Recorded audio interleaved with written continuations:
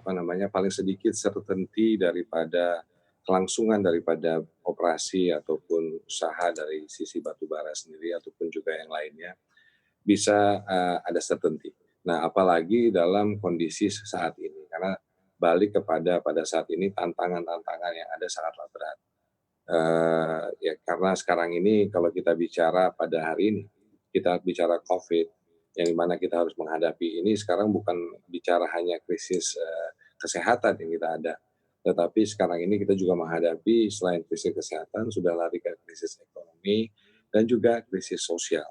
Nah jadi bahwa RUU ini insyaallah bisa memberikan tadi, suatu certainty ke depannya, namun sekali lagi tantangan masih besar untuk kita, bersama menghadapi, krisis-krisis ini.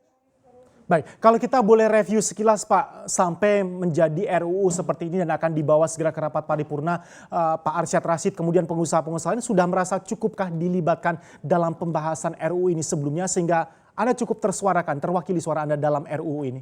Poin apa yang cukup membuat paling tidak para pengusaha bisa merasa sedikit lega sekarang?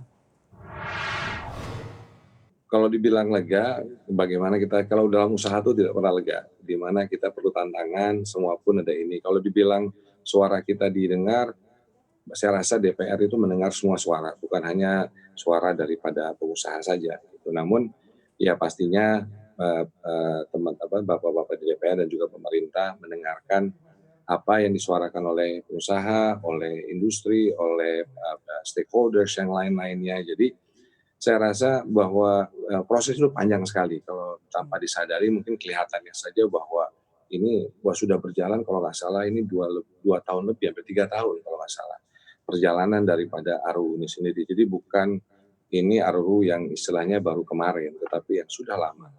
Jadi, saya rasa dalam waktu yang tadi 2 sampai 3 tahun ini sudah mendengarkan stakeholders dari semua para pihak, gitu. Salah satunya adalah kita, pengusaha. Jadi kalau dibilang bagaimana suara puas atau tidak, ya intinya at least ada certainty yang saya katakan. Yang paling penting ini membawa suatu, fresh, certainty kepada industrinya. Tapi balik lagi tadi bahwa sekarang ini, dengan keadaan demikian harga batubara juga sangat, tidak baik. Bagaimana sekarang ini kita lebih memikirkan how to have a business continuity plan pada perusahaan sendiri. Jadi sekarang ini fokus kita adalah ke dalam, karena saya selalu berpandangan bahwa apapun yang kita lakukan sekarang ini kayak seperti main golf, saya selalu katakan bahwa kita melawan diri kita sendiri.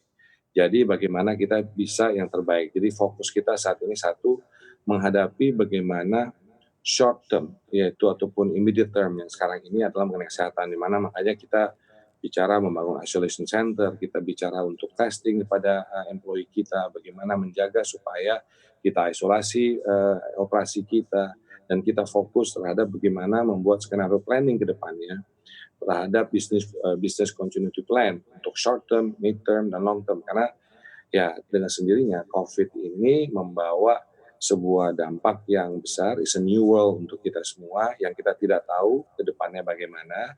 Jadi apa yang bisa kita kontrol, kita kontrol. Jadi fokus kita pada saat ini adalah bagaimana kita menangani dan menghadapi keadaan saat ini yang sangat berat sekali. Itu yang mungkin kami lakukan sekarang. Jadi itu Erwin yang mungkin saya ingin sampaikan.